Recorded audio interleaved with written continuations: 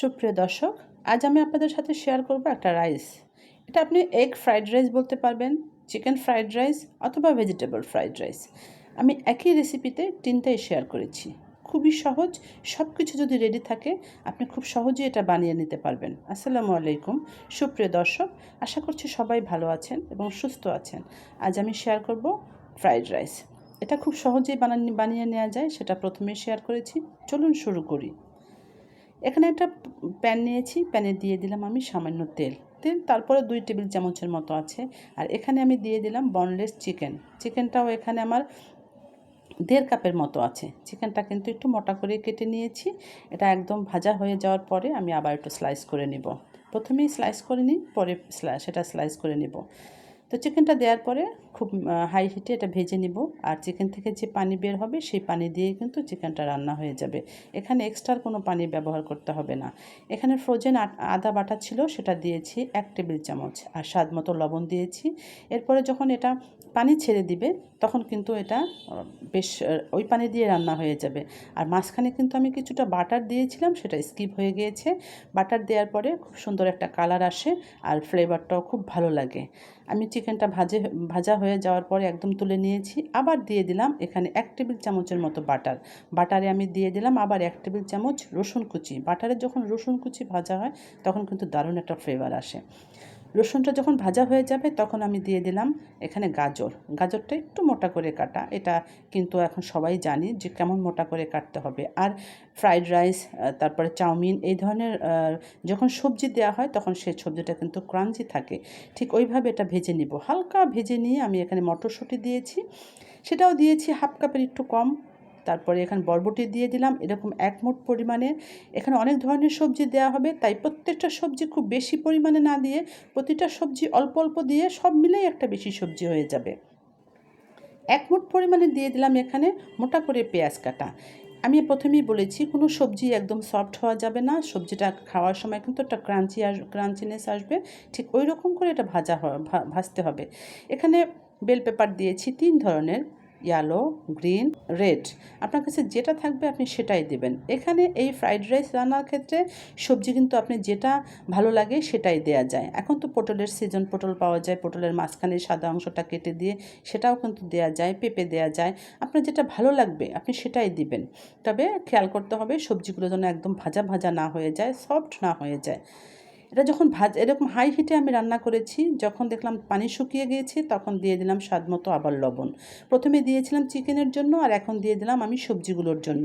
এটা প্রতিটা স্টেপে স্টেপে যদি আপনি লবণ দেন তখন কিন্তু লবণটা বেশি কম হওয়ার কোনো সুযোগ থাকে না।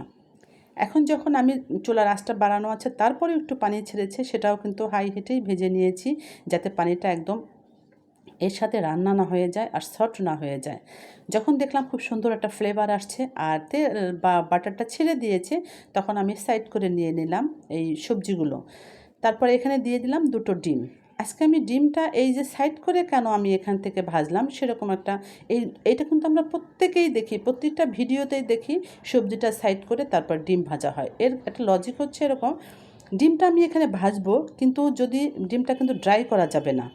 আর অল্প জায়গায় যদি ডিম ভাজা হয় তখন কিন্তু ডিমটা ভাজাও হবে আর ডিমটা কিন্তু সফট থাকবে।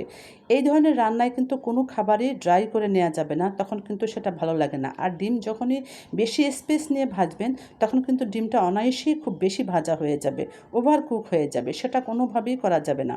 তাই অল্প স্পেসে যে সামান্য তেল ওইখান থেকে বের হবে ওই তেল দিয়েই ডিমটা ভেজে নিতে হবে। তো ডিমটা আমি এইভাবেই ভেজে নিয়েছি। যখন দেখলাম ডিমটা সফট আছে তবে ভাজা হয়েছে, তখন এটা আমি আবার একটু আমার স্প্যাচুলার দিয়ে একটু ছোট ছোট করে নিয়েছি। এখানে কিন্তু আমার এক্সট্রা কোনো তেল লাগেনি। ডিমটা ভেঙে দিয়েছি, ভেঙে দিয়ে আবার একটা সাইড করে নিয়েছি। তারপরে এখানে আমি সেই চিকেনটা আবার দিয়ে দেবো। চিকেনটা হালকা একটু ভেজে নেব। চিকেনটা তো প্রথমেই ভাজা ছিল, এটা আর কোনো ভাজার দরকার নেই। চিকেন দিয়ে একটু সুন্দরভাবে এটা মিশিয়ে নেব। প্রত্যেকটা সবজি, ডিম আর চিকেন এখন আমি এটা ভেজে নেব। আর এখন কিন্তু খুব সুন্দর একটা লুক আসছে আর ফ্লেভারটাও আসছে দারুণ। আপনি চাইনিজ এই যে ভেজিটেবল রাইস বা ফ্রাইড রাইস বা চিকেন রাইস, যে রাইসই আপনি রান্না করেন না কেন, যদি সব কিছু রেডি থাকে, বিশেষ করে ভাতটা যদি আপনার রেডি থাকে তখন কিন্তু রান্না করতে একদমই সময় লাগে না, সব কিছুই খুব দ্রুত হয়ে যায়। আর রাইস রান্নার ক্ষেত্রে বলবো, আপনি আগের দিন যদি রাইসটা রান্না করে আপনি ফ্রিজে রেখে দিতে পারেন, তখন কিন্তু সেই রাইসটা দিয়ে যখন আর ফ্রাইড রাইস করবেন খুব সুন্দর হয়। আমিও তাই করেছিলাম, গতকালকে ভাতটা রান্না করেছিলাম। আর এটা আছে বাসমতি চাল। ভাত রান্না করার সময় আমি লবণ আর তেল দিয়ে রান্না করেছিলাম, রান্না করে এটা ফ্রিজে রেখেছিলাম। রাইস রান্নার একটা টিপস দিয়ে দিচ্ছি। রাইসটা আপনি 70-80% রান্না করবেন। সেটা কি করে বুঝবেন? সবাই শুধু পার্সেন্টেজই বলে দেয়। যখন রাইসটা চাপ দিবেন, যদি রাইসটা ভেঙে যায়, 3-4 টুকরা হয়ে যায়, তখন বুঝবেন সেই রাইসটা ঠিক আছে। যখন রাইসটা চ্যাপ্টা হয়ে যাবে তখন বুঝবেন রাইসটা ওভারকুক হয়ে গেছে। তো যখন ভেঙে যাবে ঠিক তখনই পানিটা ঝরিয়ে নিয়ে সুন্দরভাবে ছড়িয়ে দিয়ে ওটাকে আপনি ঠান্ডা করে তারপর রেখে দেবেন ফ্রিজে। 1 টেবিল চামচ দিয়ে দিলাম সয়া সস আর 1 টেবিল চামচ দিয়ে দিলাম ফিশ সস। ফিশ সস কিন্তু গুরুত্বপূর্ণ একটা ইনগ্রেডিয়েন্টস, এটা কিন্তু রাইসে অবশ্যই দিতে হবে, তা না হলে কিন্তু পারফেক্ট টেস্ট আপনি পাবেন না। এখানে দিয়ে দিলাম 1 চা চামচ চিনিটা কিন্তু দিতেই হবে, তা না হলে টেস্টে কম্প্রোমাইজ করা হবে। চিনি দিয়ে দিয়েছি সাদা গোলমরিচের গুঁড়া। এখন আবার এগুলো হালকা হাতে মিশিয়ে নিব। এখন কিন্তু চুলার আঁচটা খুব একটা হাই হিটে নেই, মিডিয়াম হিটে রেখেছি। এখন যতগুলো ইনগ্রেডিয়েন্টস আছে তার সাথে শুধু ভাতটাকে সুন্দরভাবে মিশিয়ে নেওয়া। এখানে টেস্টিং সল্ট দিয়ে দিলাম 1/2 চা চামচ। এটা সম্পূর্ণ আপনাদের অপশনাল, আপনারা চাইলে দিবেন আর না চাইলে আপনারা স্কিপ করবেন, এটা দেওয়া কিন্তু জরুরি না। তবে চাইনিজে কিন্তু এই টেস্টিং সল্ট অবশ্যই দেয়। আপনি প্রপার টেস্ট পেতে হলে এখানে আপনাকে টেস্টিং সল্ট দিতে হবে। এখন আমি সব কিছু খুব সুন্দরভাবে আলতো হাতে মিশিয়ে নেব। এটা কিন্তু নেড়ে চেড়ে একদম রান্না করা যাবে না, হালকা হাতে মিশিয়ে তারপর এটা আমি সার্ভ করেছি। আজকের রেসিপিটা যদি ভালো লেগে থাকে তাহলে আমার ইউটিউব চ্যানেলটি সাবস্ক্রাইব করে দিবেন আর পাশে থাকা আই বাটনটিও প্রেস করে রাখবেন। আর যদি পেজ থেকে দেখেন তাহলে আমার পেজটি লাইক, কমেন্ট আর শেয়ার করে দিবেন। সবাই ভালো থাকবেন। আল্লাহ হাফেজ।